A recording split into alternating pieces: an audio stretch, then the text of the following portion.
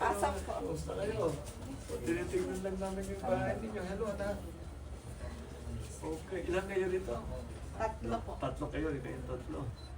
Pero lahat, I think you really have to build the school kasi sa dami ng bata eh. Tapos. Mga binaha.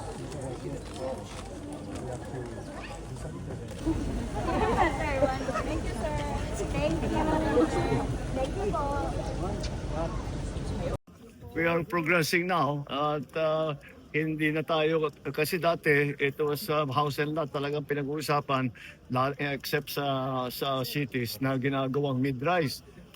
Dati 5 stories. So ito, ganun din, 1, 2, 3, 4, 5, pero mas malaki yung building at hindi ganito karami sa isang development. So we're looking just to see. Hindi pa tapos to. Ang idadagdag pa ilang building pa? 42. 42 pa. Together, 42 buildings ito. So 7,000 plus ang unit na maitatayo pagka natapos na lahat ito. Tinitignan ng planning ng mga nagpaplano kung maglalagay pa ng eskwela, baka pwede na lahat ng pinuntahan namin may bata eh. So baka kailangan ng eskwela. Basta kasi ang ginagawa natin ngayon, hindi lang tayo gumagawa ng bahay, gumagawa tayo ng community na kumpleto na lahat. Dahil mahirap tirahan kung wala naman pupuntahan yung mga bata, walang malapit na palengke, hindi malapit sa trabaho. Yun ang mga titignan natin, hindi lang yung pagpatayo ng bahay. But we'll be continuing. Siguro lahat ito, yung buo nito matatapos by end next year. Yes, the first 30. Baka sakali. Matatapos natin yan. Yeah. By the end of next year, lahat ng 42 na buildings.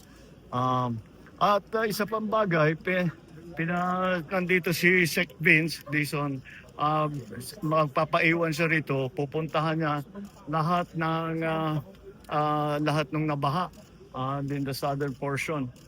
Dahil ang problema, meron palang master plan yun na 2023, for whatever reason hindi ginawa doon sa yung mga ibang project.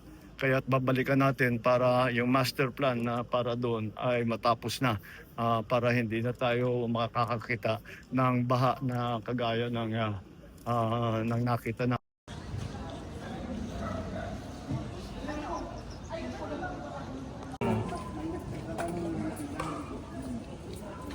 Ayun lang, may iba pa.